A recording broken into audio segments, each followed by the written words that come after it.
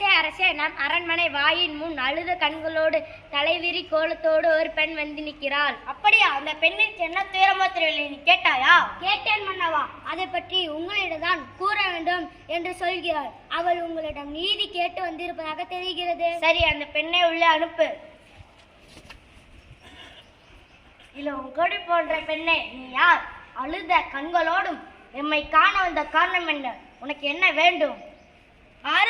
நீதி வழங்கிய மன்னனே, என்னையா யார் என்று கேட்கிறாய்? உலகம் வியக்கும் வண்ணம் ஒரு புறாவுக்காக தனது உடலே தந்த சிபி மன்னனை பற்றி நீ அறிவாயா? பசுவின் கன்றை தேர்காலா ஏற்றி கொன்ற தன் மகனையும் அதே தேர்காலா ஏற்றி கொன்றானே மனுநீதி சோழன், அவனை பற்றி நீ அறிவாயா? பெண்ணே, நான் கேட்ட வினாக்கு இன்னும் நீ பதில் கூறவில்லையே. அதை விட்டுவிட்டு நீ வேற எதையோ கூறுகிறாய்.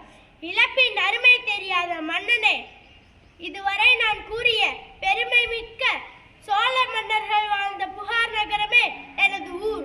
அவ்வூரில் பழியிலா சிறப்பினை உடைய புகைமிக்க மாசாத்துவான் என்பவரின் மகனாகிய கோவலன் என்பானின் மனைவி நான்.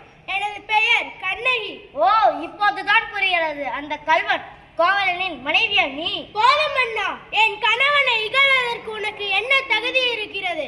ஊழ்வினை பயனால் உனது ஊருக்கு வந்து எனது கால் சிலம்பை விற்க வந்த என் கணவனை அநியாயமாக கொன்று விட்டாயே, நீ செய்தது தகுமா? பெண்ணே, போதும் நிறுத்து. கல்வனை கொள்வது கொடுங்கோலென்ற அஃது ஏற்புடையது. அஃதே அறநெறி ஆகும். இது அனைவரும் அறிவார்களே, உனக்கு தெரியாதா என்ன? அறநெறி தவறிய மன்னனே, தவறிழைத்தவர்களை தண்டித்தல் அறம் என்பதை நானும் அறிவேன். ஆனால் நீ கூறுவது போல என் கணவன் கல்வன் அல்லன்.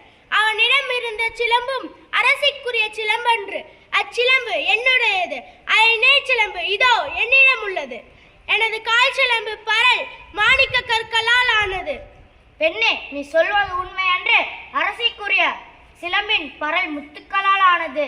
ஆன்றன் நிறைந்த இந்த அவைதனிலே அனைவருக்கும் உண்மையை உணர்த்துகிறேன்.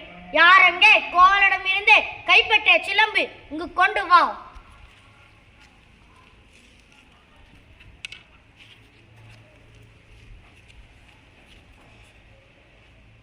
பெண்ணே, உன் கணவனிடமிருந்து கைப்பற்றிய சிலம்பு.